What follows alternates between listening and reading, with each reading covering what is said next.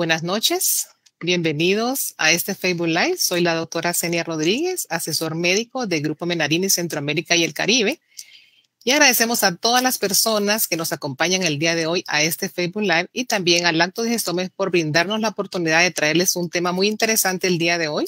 Es la relación del síndrome de intestino irritable con la intolerancia a la lactosa. Y para ello nos acompaña el día de hoy un excelente profesional de la salud, a quien tengo el honor de presentarles. Él es el doctor Cristian Ernesto Klusman, quien es médico y cirujano, graduado de la Universidad Francisco Marroquín, graduado de magíster en medicina interna en la Universidad Mariano Gálvez. Realizó sus estudios de gastroenterología y hepatología más endoscopía digestiva en el Hospital Roosevelt. Fue jefe de residentes de gastroenterología en el Hospital Roosevelt.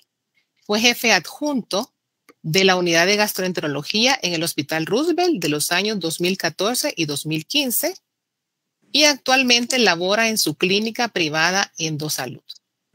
Buenas noches, doctor, y muchas gracias por acompañarnos el día de hoy.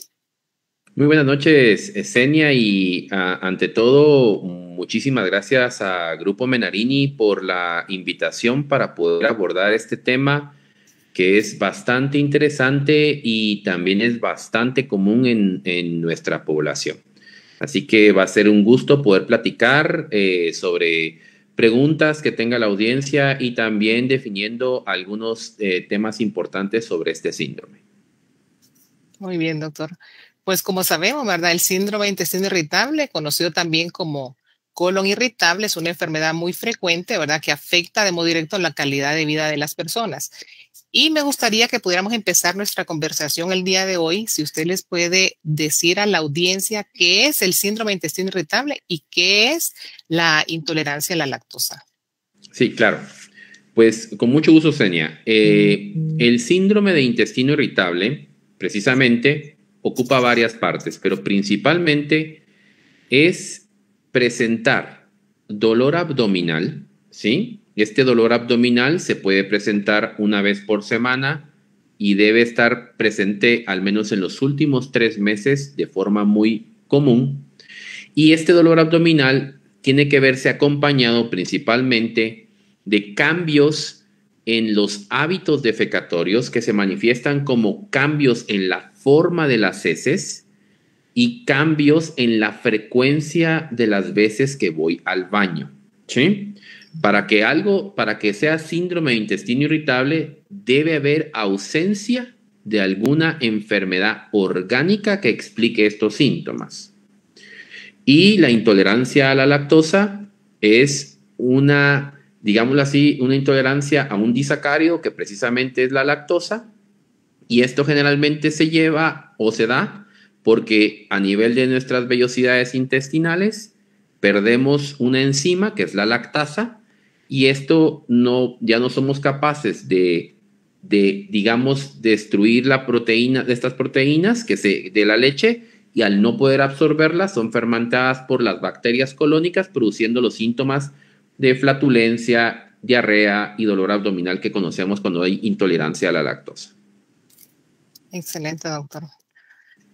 Y quisiéramos ver también cuáles son los síntomas más frecuentes que pudiera presentar el síndrome de intestino irritable, lo más característico que pudiera presentar una persona que lo adolece. Generalmente, para que sea síndrome de intestino irritable, debe haber dolor abdominal. Y como dijimos, se llaman criterios de Roma 4 por un consenso que se hizo por especialistas y son los más recientes. El dolor abdominal debe estar íntimamente relacionado con la defecación, ya sea que alivie con la defecación el dolor o que empeore con la defecación el dolor. Al final de cuentas, también debe estar relacionado a presencia de diarrea o presencia de constipación, o también puede ser mixto. Ok, perfecto, doctor. ¿Y con qué frecuencia podríamos observar estos diagnósticos en nuestra región? La verdad es que es bastante frecuente. Se podría decir que ocupa casi el 50% de las consultas a un gastroenterólogo. Estamos hablando que es la mitad de los pacientes que generalmente consultan a una clínica de gastroenterología. La historia de dolor abdominal, flatulencias, acompañadas a veces de diarrea o de constipación. Pero es casi el 50%. Sí, realmente es muy frecuente, ¿verdad? En nuestro medio que acudan por esta causa. ¿Y cómo recomendaríamos a los pacientes cuándo deberían de acudir al médico?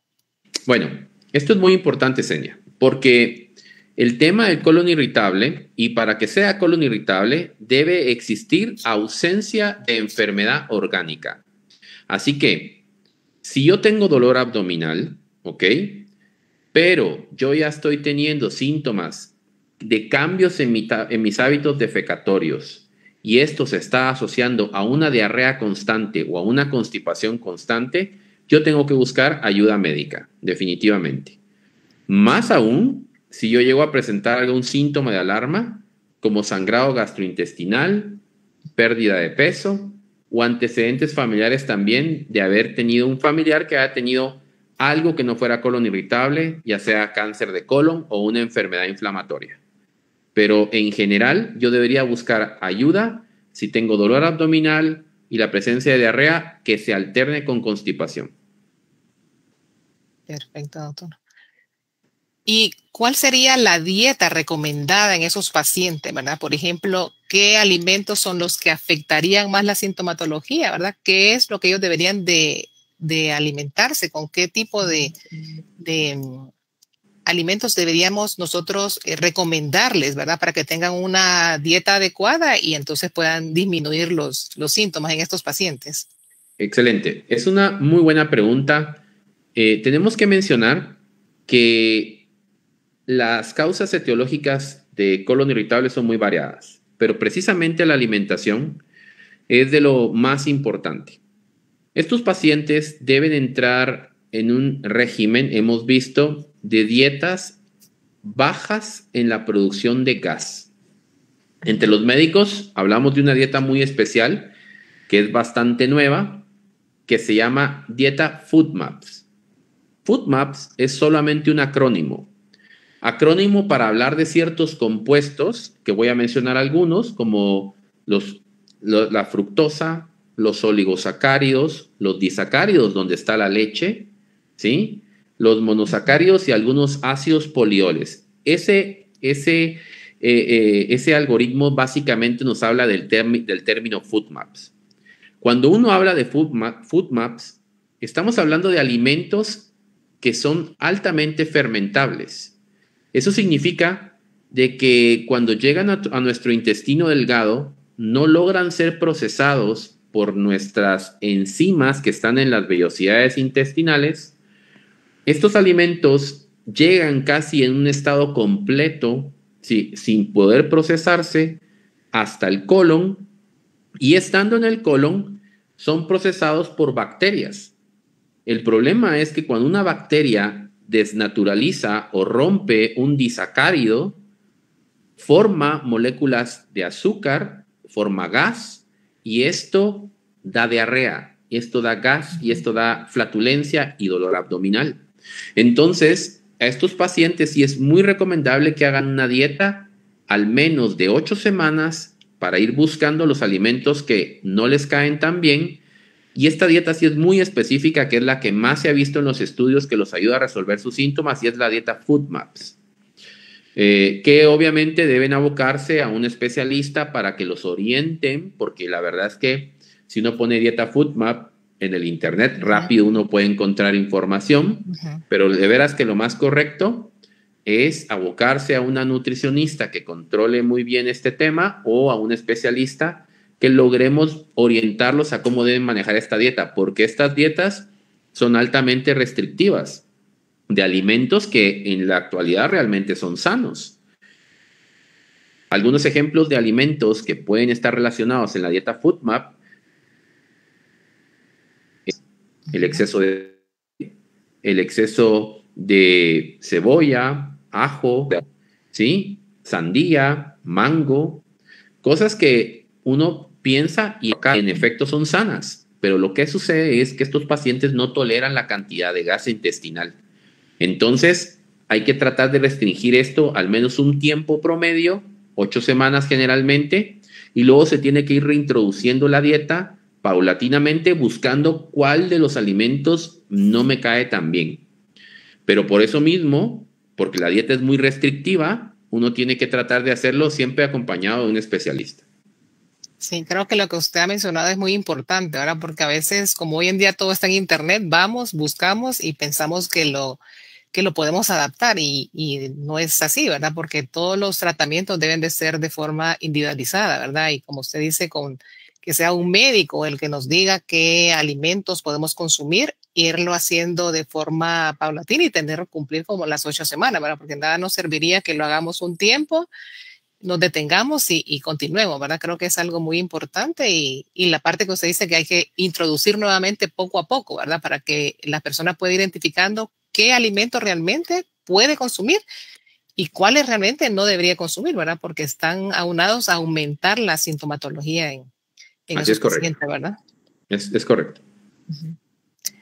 Y como usted menciona, las manzanas, y verdad que uno pensaría que son tan saludables como es, ¿verdad? Pero en estos pacientes realmente no Y es que, debería en efecto, aconsejarse, ¿verdad? por eso es que hay que dejar bien claro, una manzana es muy saludable, el aguacate es altamente saludable, los vegetales como el apio son saludables, y Uh-huh. la sandía es igual saludable. Pero ¿qué es lo que sucede? No es que sean no saludables, siguen siendo saludables. El problema es de que no los tolero yo. Uh-huh. ¿Por qué no los tolero? Porque tal vez yo tolero una manzana, pero si mi Uh-huh. dieta es, me como 3 manzanas en el día, probablemente ya no lo voy a tolerar. Entonces, todo está en la medida que el paciente entienda que algunas cosas tienden a inflarme más. El problema es que parte de la sintomatología o de la etiología de por qué les da dolor en colon irritable, en los estudios se ha demostrado que el paciente que tiene colon irritable tiene una hipersensibilidad mayor que el paciente que no lo tiene. Eso significa, quien tiene colon irritable le molesta más el gas a nivel intestinal que quien no lo tiene, aunque tengan la misma cantidad de gas. Y eso se llama porque están hipersensibilizados y tienen cierto grado de hiperalgesia, que es un poquito más de sensibilidad al dolor. Entonces, cuando uno reduce las dietas FODMAP o cuando uno las hace, reduce la cantidad de gas y la mayoría de síntomas mejoran. Y de ahí que el tema con la leche es muy Uh-huh. importante, porque precisamente FODMAP menciona la D de disacáridos y ahí está metida la leche. Y no solo la leche, helados, leche, yogurt, incluso, ¿verdad? Y el problema es que sí se ha visto íntimamente relacionado a la intolerancia a la lactosa, la presencia de colon irritable. No es que haya más en los pacientes que tienen colon irritable, porque hemos visto que es casi la misma prevalencia que en una población normal. Pero lo que sucede es que el paciente con colon irritable que le quitamos los lácteos Uh-huh. tiende a mejorar más que los pacientes que siguen consumiendo lácteos. Muy interesante. Y como usted dice, también no es los lácteos, también los que son derivados, ¿verdad? El pan y todo lo que lleva leche, ¿verdad? Que realmente es lo que le aumenta la sintomatología a los pacientes, ¿verdad? Así es correcto. Ok, doctor. Y nos preguntan también cómo se podría hacer el diagnóstico de síndrome de intestino irritable. Esa es una excelente pregunta. El diagnóstico de colon irritable es un diagnóstico de descarte. Eso es algo muy importante de entender. Si yo voy con mi médico necesita hacer ciertas pruebas de laboratorio, necesita una evaluación clínica completa antes de poder decir que tiene colon irritable, porque lo más importante para tener colon irritable es que yo no tenga nada que pueda explicar por qué tengo dolor, o que yo no tenga nada que pueda explicar por qué tengo diarrea o por qué estoy constipado. De hecho, estos pacientes tienen diarrea o están constipados o tienen dolor pero no hay una causa orgánica. Mencionemos causas orgánicas, que es muy importante para entender. La causa orgánica que más miedo nos da es el cáncer de colon, ¿sí? Y es la más peligrosa. Y por eso es que un paciente de entradita nadie le puede decir, mire, usted tiene colon irritable. O sea, yo fui una vez con el médico, me evalúa, no, es que tiene colon irritable. No, lo correcto es evaluar los factores de riesgo, hacer unos cuantos laboratorios y ver que la paciente no tenga antecedentes de alguna enfermedad genética que pueda ser transmisible. Y entonces evaluarlo. Incluso, si fuera necesario, hacer una colonoscopía si el paciente cumple criterios para esto. Y si aún así, definitivamente no hay nada que explique los síntomas, ya uno lo clasifica como colon irritable. Antes no. Excelente. Bueno, creo que lo que usted ha dicho es muy importante, ¿verdad? Y nos queda más claro todavía cómo poder hacer el diagnóstico, ¿verdad? Porque muchas veces creo que dicen los síntomas y automáticamente piensan que tienen el síndrome de intestino irritable, probablemente es otra causa, ¿verdad? Es como usted dice, hay que descartar, ¿verdad? Antes que llegar a un diagnóstico. Y hay una pregunta muy interesante, que ¿cuál es la relación existente entre el síndrome de intestino irritable y la intolerancia a la lactosa? Ok. En una población, en estudios poblacionales que se han hecho, se ha visto de que los pacientes con colon irritable no es que tengan más intolerancia. De hecho, los pacientes con colon irritable tienen casi la misma intolerancia que la población control o la población normal. ¿Sí? No es que el paciente con colon irritable tienda a padecer más de intolerancia, pero lo que sí hemos visto es de que aunque esta población no tenga más intolerancia, si no le quito los lácteos un tiempo, si no agrego algún tipo de suplementación enzimática para ayudarlo con los síntomas, probablemente este paciente no mejore. 80% de los pacientes con colon irritable, si yo retiro los lácteos, va a mejorar algunos síntomas. Ok, excelente, doctor.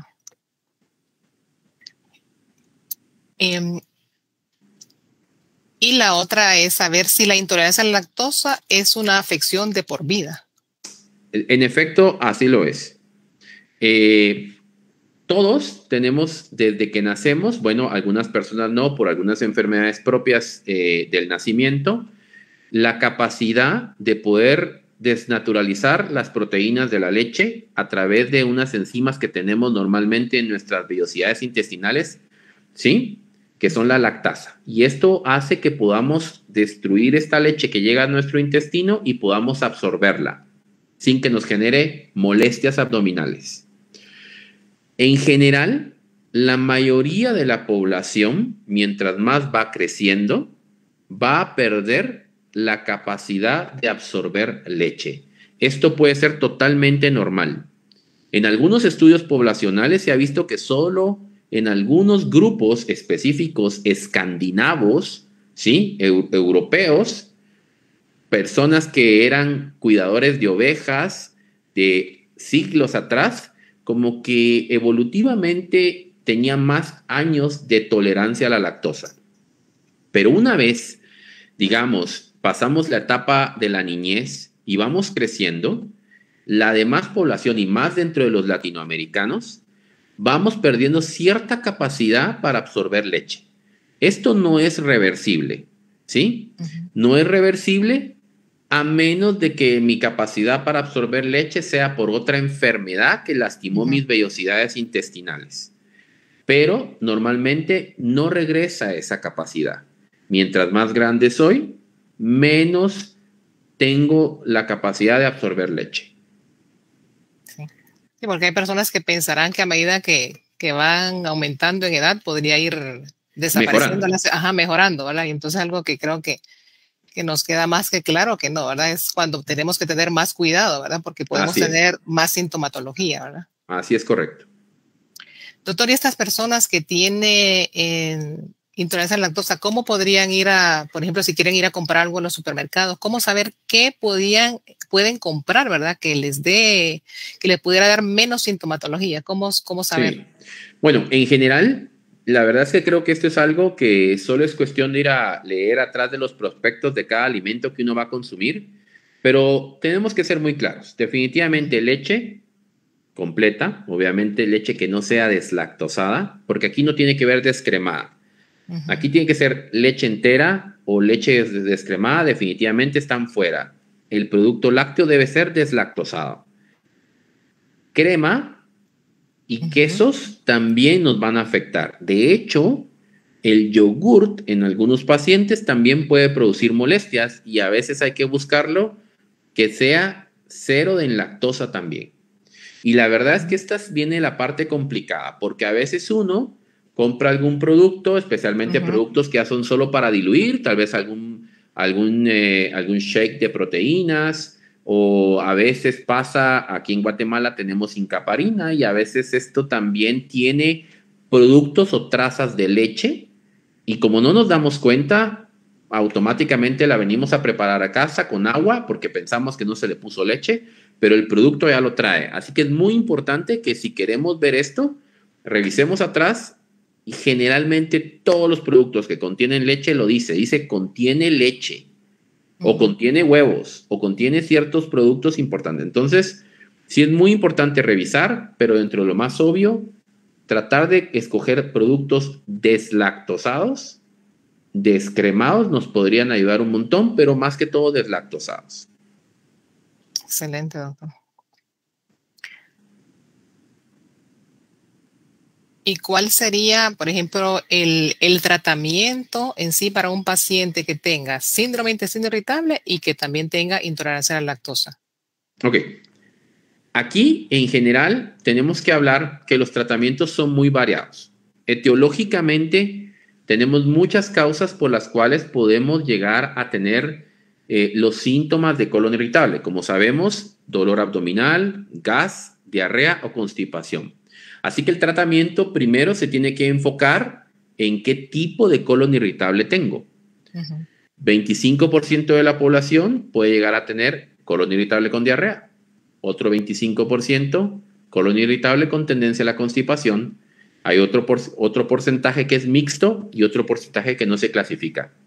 Entonces, antes de saber exactamente qué le doy a mi paciente, lo clasifico. Pero imaginemos que este es un paciente que tiene historia de diarrea. Entonces, estos pacientes generalmente siempre tienen que tener cambios en la dieta. Como habíamos hablado, una dieta FODMAP. Generalmente se recomienda usar antiespasmódicos.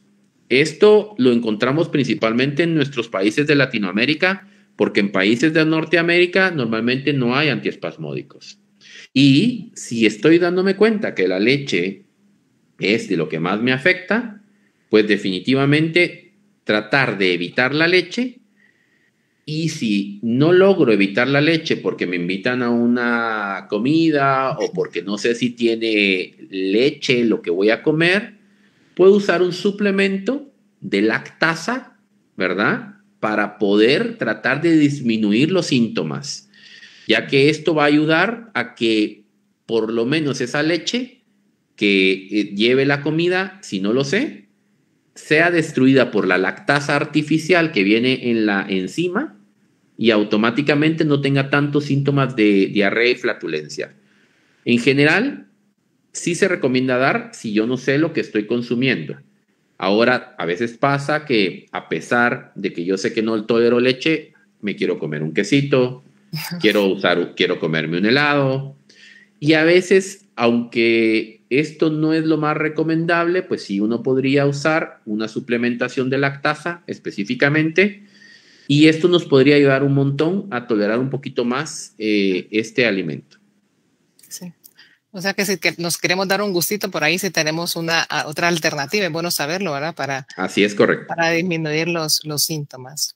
Ok, doctor. Y tenemos unas preguntas. Nos dicen, doctor, tuve un día de fiebre, dolor de cabeza y comencé a tomar azotamicina. Al segundo día comencé a tener diarrea. Tomé sulfaprim, pero ya llevaba 3 días de diarrea. Si agua tomaba, iba al baño. No podía comer nada. Comencé a tomar electrolitos, pero también me tomé un Alcaday y se me contuvo La diarrea, después me tomé otra y se me quitó, pero ha quedado con malestar, ¿verdad? Cuando come al rato y siente que se ven como restos de comida en la garganta. Se siente como un estorbo y siente que si toma a veces un poquito de bicarbonato con limón y agua, no se me quita ese síntoma, ¿verdad? Que me preguntaría qué es lo que... Ok, algo muy importante es tendría. que este paciente, aparte que si tiene que buscar una buena evaluación médica, es muy probable que el antibiótico que haya tomado le lastimó parte de su flora intestinal. Y esto pudiera explicarle a él por qué a veces presenta cuadros de diarrea. Hablando siempre de colon irritable en el tema de este paciente, hay pacientes que desarrollan una infección gastrointestinal, especialmente se da mucho en pacientes femeninas, cuando la infección dura muchos días o es muy fuerte, que pueden generar una condición que hemos visto que está íntimamente relacionada a colon irritable, que se llama la famosa disbiosis intestinal.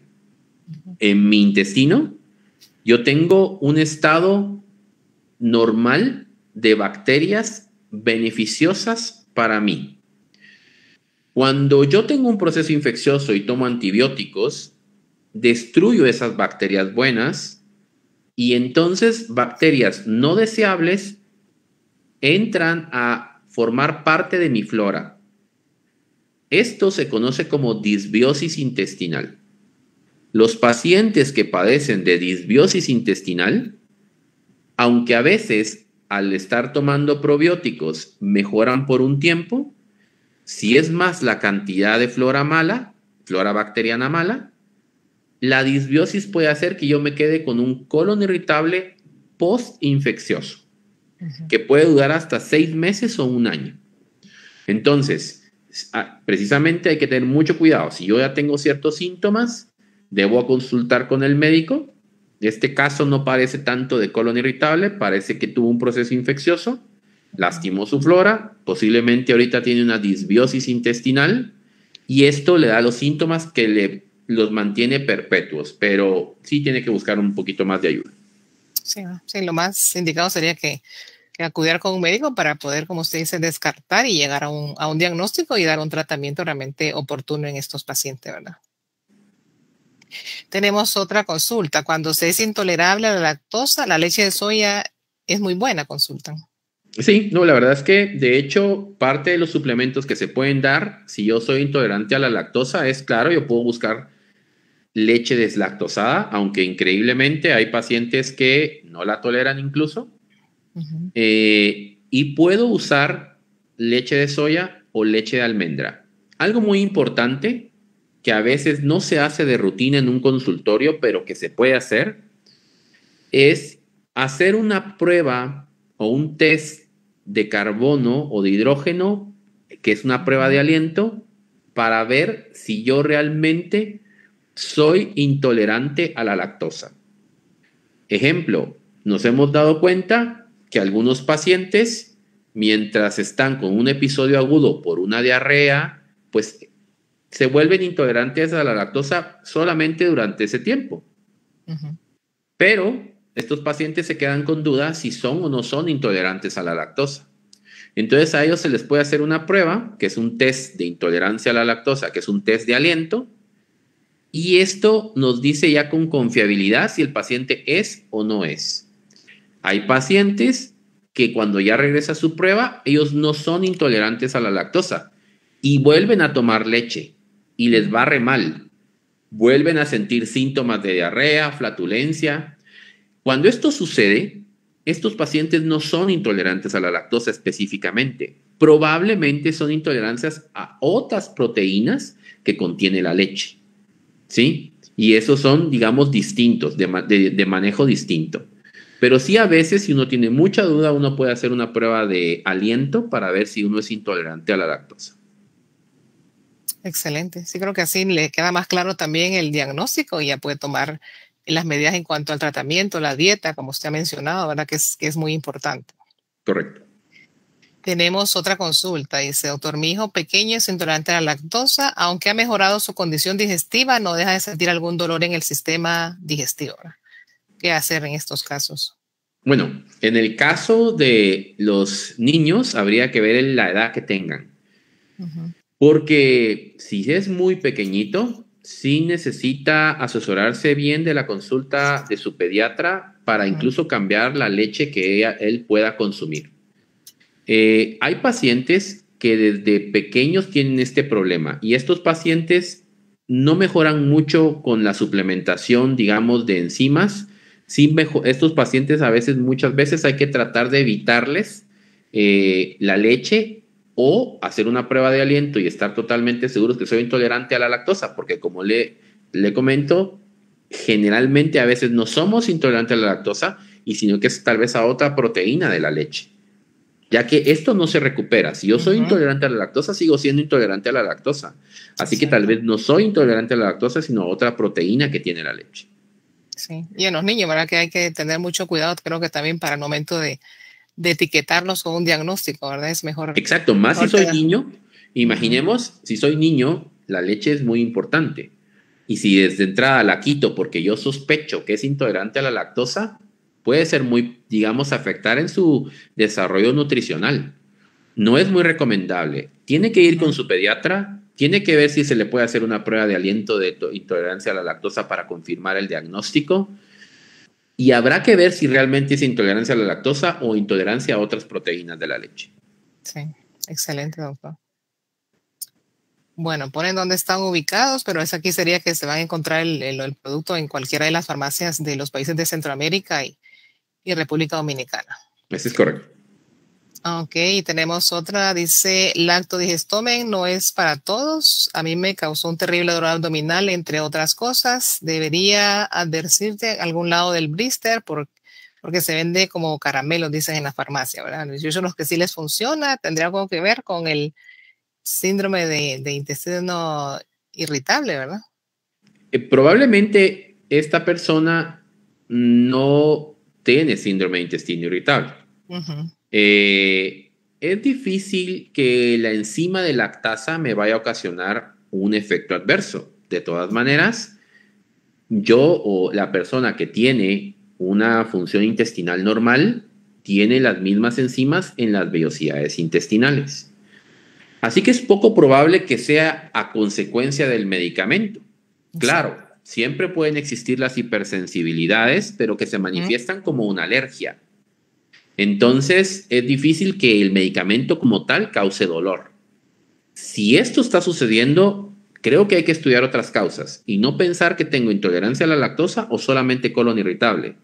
Sí tendríamos que estudiar por qué le duele el dolor, por qué tiene dolor abdominal específicamente esta persona.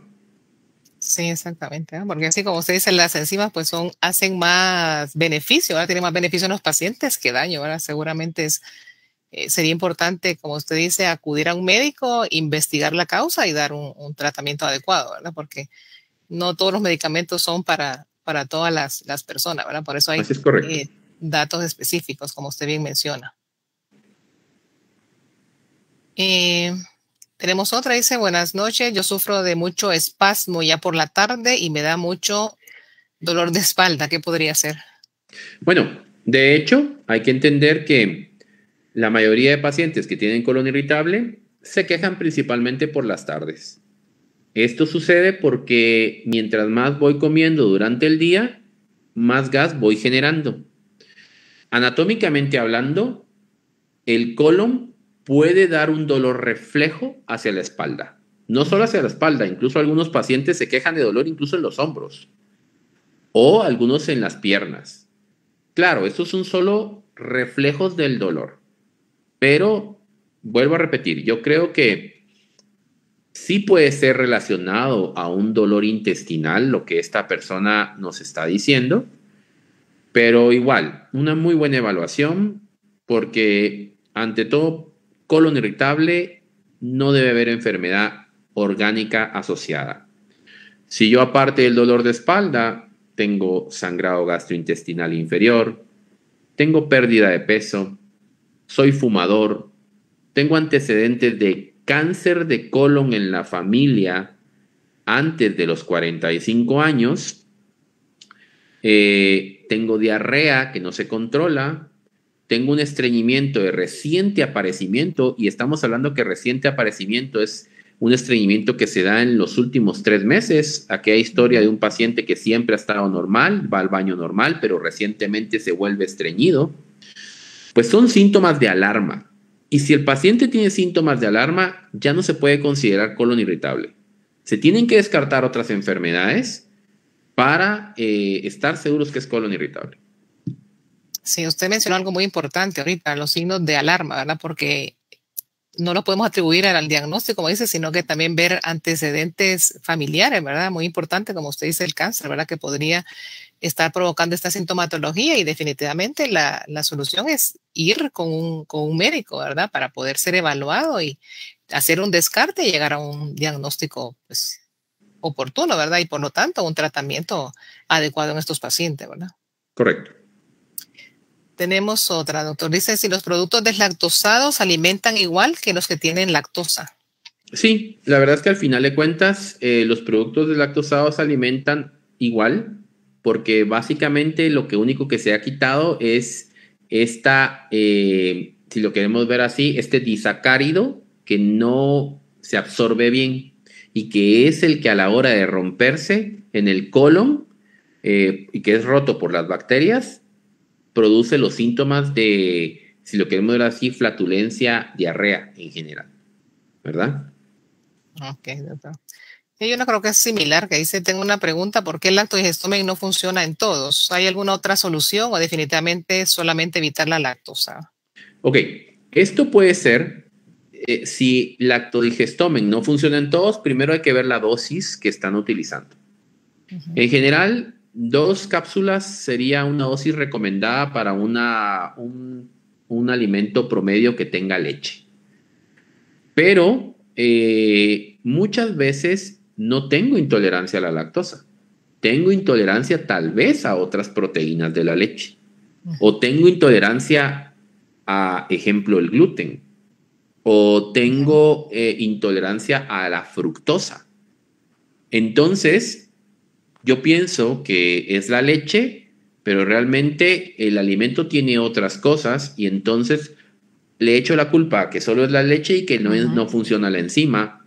Y puede ser que eso no sea así, puede ser que yo sea intolerancia a otros grupos alimentarios, a otras disacáridos, a otros monosacáridos, y esto me da los síntomas. En efecto, si no me funciona algo, tengo que sospechar que tal vez yo no tenga ese problema y a mí me esté dando otros síntomas, otros compuestos. Sí.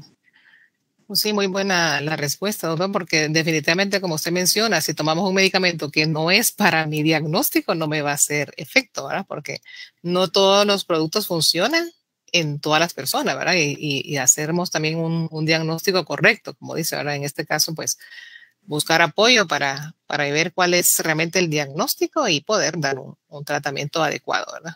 Así es correcto. Ok, y tenemos otra. Mi hija dice habitualmente toma leche de manera normal. En otras ocasiones tiene los síntomas que menciona aquí el doctor. ¿Estará desarrollando intolerancia? Bueno, depende de la edad de la paciente, pero sí puede ser así.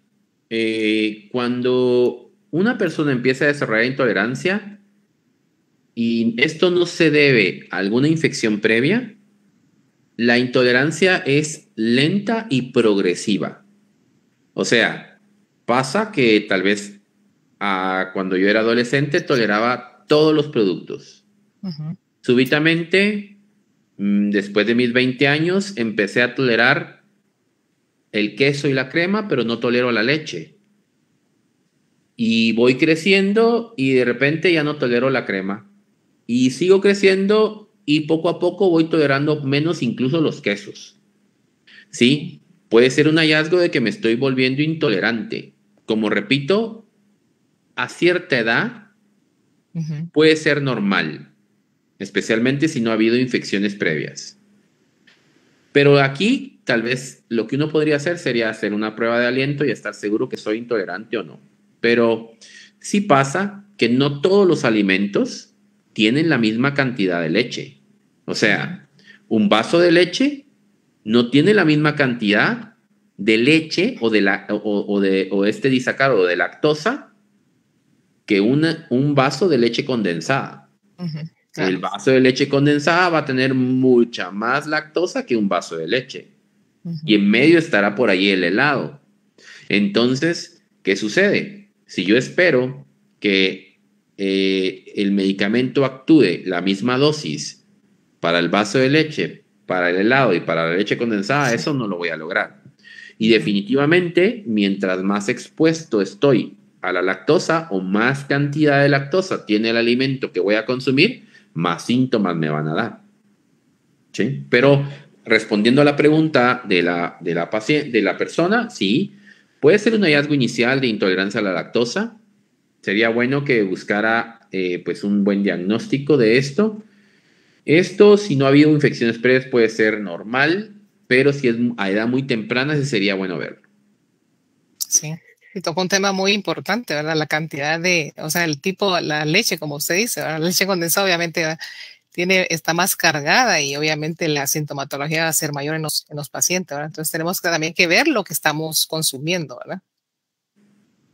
Y tenemos una última, doctor. Dice, ¿qué opina de que algunas empresas utilicen la lactosa como preservante para los embutidos y otros alimentos? Por ejemplo, dice. Ok. Y lo felicitan. Muchas gracias. Pero vamos a mencionar esto, ¿eh? En general, cuando tenemos colon irritable, tratamos de quitar ciertos alimentos precisamente porque pensamos que pueden estar llenos de preservantes. Y por eso mencionaron ahí los embutidos. Cuando tenemos colon irritable, debemos tratar de evitar el consumo de chorizos, salchichas, longanizas y en general embutidos, porque precisamente estos van a desencadenar una reacción de demasiado gas y molestias abdominales. De hecho, muchas veces quitamos incluso alimentos como las carnes rojas porque tienden a ser altamente saturadas en grasas, dificultar el tránsito intestinal y obviamente darme más síntomas de irritabilidad intestinal. Entonces, sí, podemos mencionar de que por esta misma razón, no solo por el hecho que contengan como preservante lactosa, se tratan de quitar algunos alimentos como los embutidos principalmente. ¿Sí? Es muy importante entender de que se usa en varios alimentos y a veces no lo sabemos. ¿Sí? Y esto, por eso es que es tan importante que los pacientes lleven un diario de comida. ¿Cómo se lleva un diario de comida? Pues ordenadamente, yo apunto que desayuné, apunto que almorcé, apunto que cené. Y así trato de buscar los alimentos que más síntomas me dieron. Esto va a ayudar mucho al médico a tratar de identificar qué es lo que no me cae tan bien a mí. Pero de entradita, sí tratamos de quitar la mayoría de alimentos ultraprocesados, entiéndase comida rápida, embutidos, carnes rojas, que pueden ser los que más síntomas nos van a dar. Excelente, doctor. Bueno, pues yo creo que esta fue la última pregunta. Muchísimas gracias, doctor Cruz, por su excelente y valiosa participación el día de hoy. Creo que todos aprendimos mucho, ¿verdad? Nos aclaró todas las dudas planteadas, ¿verdad? Y si usted quisiera despedirse también de la audiencia, de los amigos que nos acompañan el día de hoy. Pues muchas gracias, Sania, muchas gracias, Grupo Menarini, por la oportunidad que nos dan de siempre llegar a nuestros pacientes, de siempre llegar a la gente, de poder compartir un poquito de conocimiento y tratar de ayudar a resolver esas cuantas dudas que podrán surgir. Para mí es un honor poder platicar con ustedes. Ante todo, siempre recomendarles, si tengo dolor abdominal, si esto ya lleva más de 3 meses de estar así, debo buscar ayuda médica. No me tengo que quedar con el primer diagnóstico de colon irritable, especialmente si no me examinaron, si no me sacaron laboratorios, si no vieron bien mi historia clínica. porque este es un diagnóstico que muchas veces llega a la consulta y a veces no es colon irritable. Entonces, ante todo, muchas gracias. Espero que haya sido de educación para todos y bueno, pues quedo a las órdenes. Sí, sí. Doctor, y si les puede decir dónde tiene su consulta, ¿verdad? Por si tuvieran también alguna duda y quisieran, pues, la audiencia asistir, ¿verdad? Para poder tener una cita y tener un diagnóstico pues, oportuno y un tratamiento también, ¿verdad? Pues con muchísimo gusto. Nos pueden localizar en el teléfono 2279 0907. Lo repito, 2279 0907. Básicamente nosotros nos ubicamos en Ciudad de Guatemala, en la 9ª calle, 4-52, edificio Íntegra Médica. Estamos en el segundo nivel, es la clínica Endosalud. Ahí estamos pues deseosos de poderlos ayudar. Muchísimas gracias de verdad, doctor, y esperamos no sea la última vez que lo tengamos como invitado, ¿verdad? Muchísimas gracias de verdad por toda su ayuda, todo su apoyo y haber resuelto las dudas el día de hoy. Feliz Un noche gusto. para todos. Gracias, doctor.